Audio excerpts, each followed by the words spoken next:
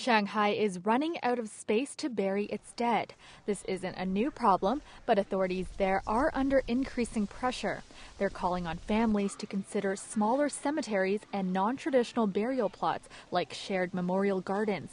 They're also encouraging people to scatter their relatives' ashes at sea. But despite these new creative initiatives, the fact remains that space is rapidly disappearing, and the space that remains comes at a price. A plot in a Shanghai graveyard ranges from between $3,000 to almost $30,000. That's a price tag that's been rising at least 10% year on year. And it's a cost that's hard to bear in a city where the average annual salary is between $3,000 and $4,000. The cost of tombs is going up along with the cost of housing. Now the authorities have launched yet another initiative to ensure that burials remain possible for low-income families. The 25,000 project from the Shanghai Funeral Association sets aside almost 270,000 square feet of cemetery space for low-income families.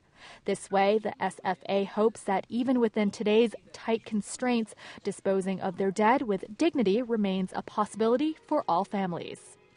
The burial, land, and memorial plaques are all free. As a modern cemetery, I think it is our responsibility to do that. Fu Shouyuan Cemetery in Shanghai has set aside more than 800 square feet and has already held a funeral under the 25,000 scheme. Relatives from 6 different families gathered at a mass funeral being held there as part of the scheme.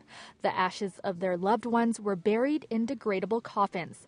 The ceremony, which was free of charge, would not otherwise have taken place. We wouldn't have been able to afford the funeral without this new initiative. The SFA hopes that more than 100 of these funerals will take place after the winter solstice, a peak time in China for burying the dead. Kelda Yoon, BON.